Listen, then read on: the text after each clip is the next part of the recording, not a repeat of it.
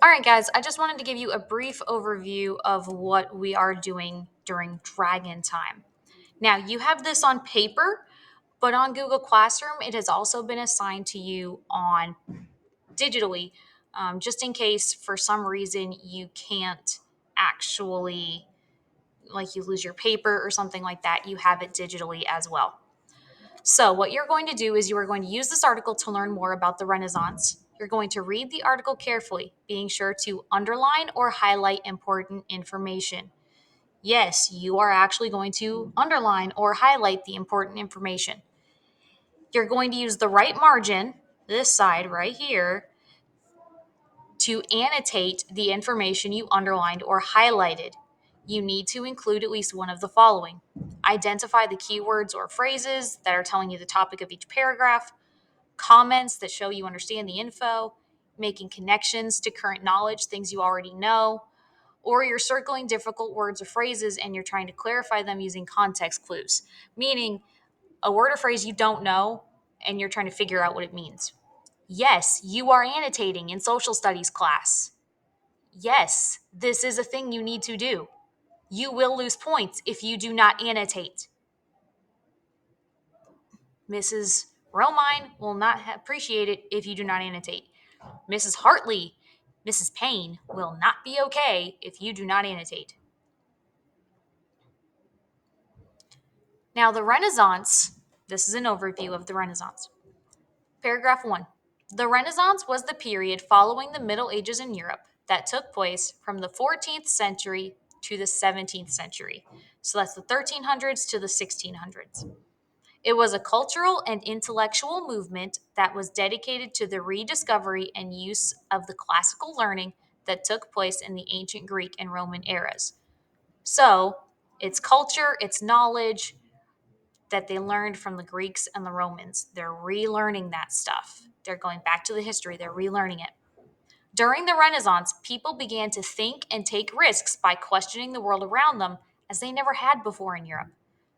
This is due largely to location, a prominent way of thinking, and contributions of a powerful family. So, where they're located, the new thinking styles that are coming out, and the fact that you have powerful families actually pushing for people to do this.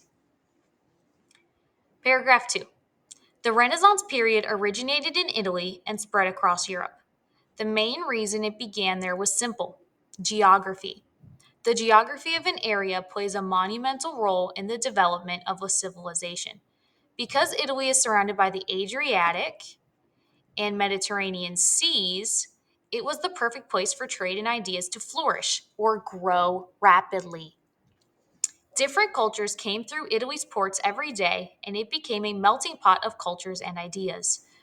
A melting pot just means that multiple things are going that it's going to help melt and spread things, like fondue, like melted cheese, melted chocolate, that sort of thing. The Italian peninsula, or this thing right here, impacted the movement of resources, knowledge, and culture through Italy's independent trade cities. And Italy became the greatest of those. Okay, so Italy made bank off of this. Another factor, paragraph 3, another factor that influenced the emergence of the Renaissance era was humanism. Centuries before, an Italian Catholic priest named Thomas Aquinas became an influential figure. He is one of the Catholic Church's greatest theologians and philosophers. So he thought a lot. Theologian is a person that studies religion, and a philosopher is a person who studies thinking and how people think and the questions of the world.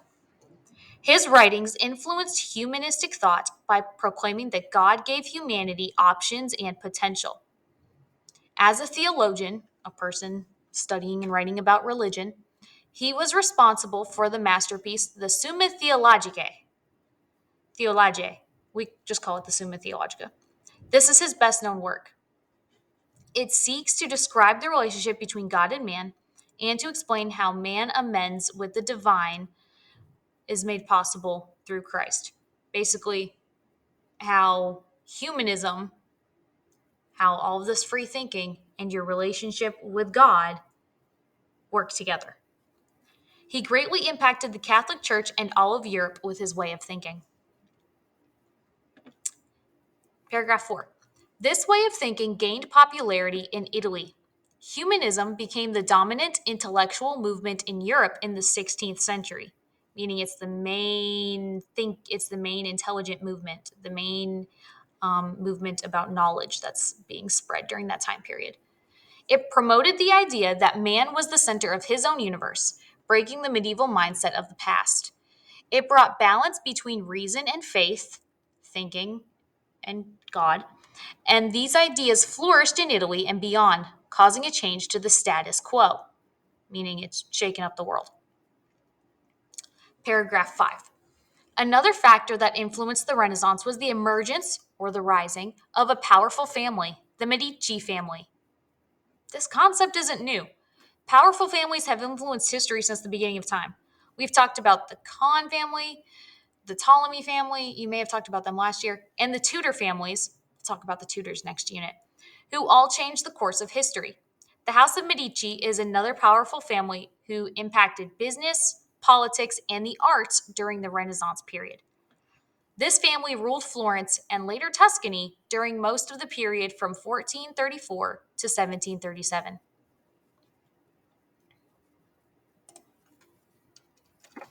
The Medici family supported some of the greatest artists that ever existed. This is paragraph 6.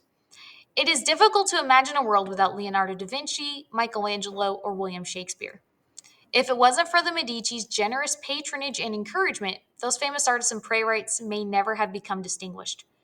Meaning that if the Medicis had not paid for them to do their craft, had not paid for Michelangelo and Leonardo da Vinci to do their art, for William Shakespeare to write, they may not have become famous.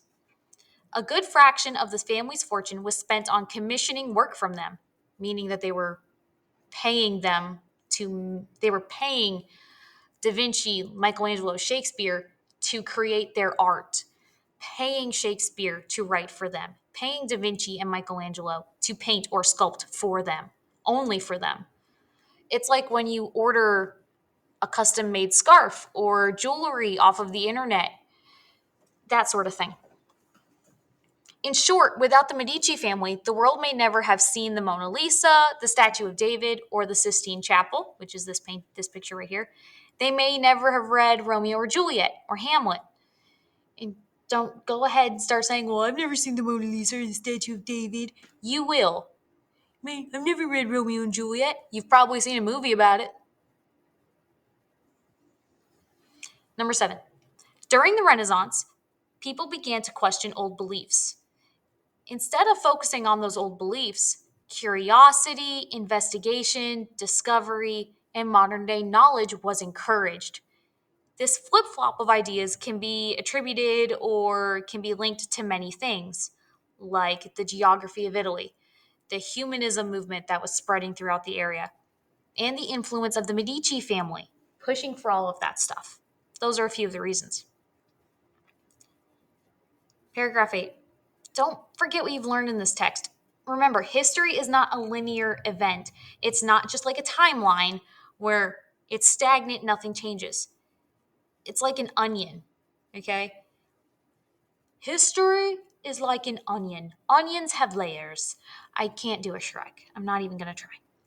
But it's layered with many parts that take place at the same time. Everything's influencing one another. Okay, while the Renaissance is happening, you have other things happening at the exact same time. You have the Protestant Reformation, which is changes in religion because of people thinking and questioning. You have the scientific revolution. You have so many changes in science happening because people are thinking and questioning and doing experiments.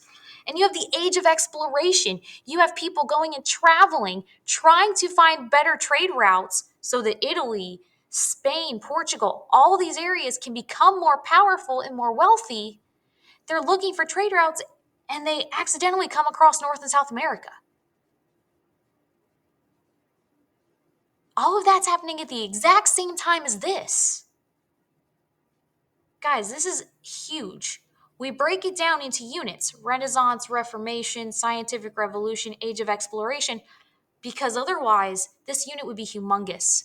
We break it down by the topic that they're doing. Renaissance is art. Reformation is religion. Scientific revolution is science. Age of exploration is exploring. But all of this is happening right after the Black Death.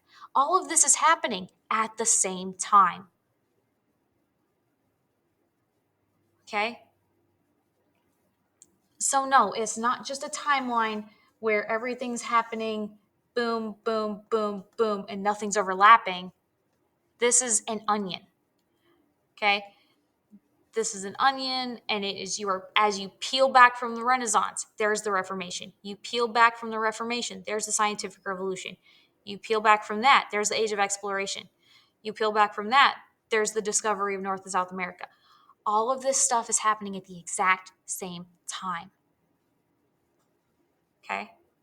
That's a really big thing for you guys to grasp and understand, is that literally our next 4 or 5 units all happen at the same time. So the first task is to go back through and underline or highlight the important information and use the right margin to annotate the information you underlined or highlighted. When you are done with that, it says Tuesday, but on your paper, it just says comprehension. We're doing it all in one day, as much as we can. We're going to use the text to answer the questions, and we're going to underline answers in the text and put the number of the question next to it.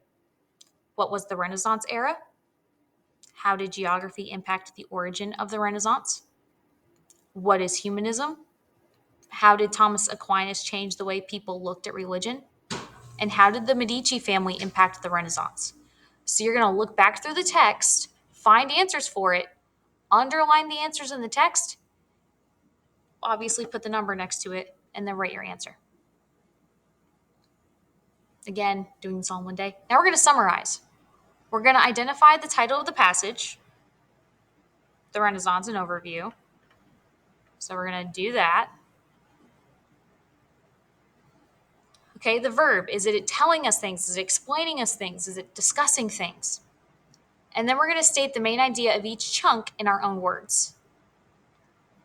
Then we're going to write a summary. But remember, a summary is just a short description of the text. There's not specific details. Okay, so don't make it don't make it really detailed. You just need a really quick summary to try and get someone's interest, but without giving a ton of detail.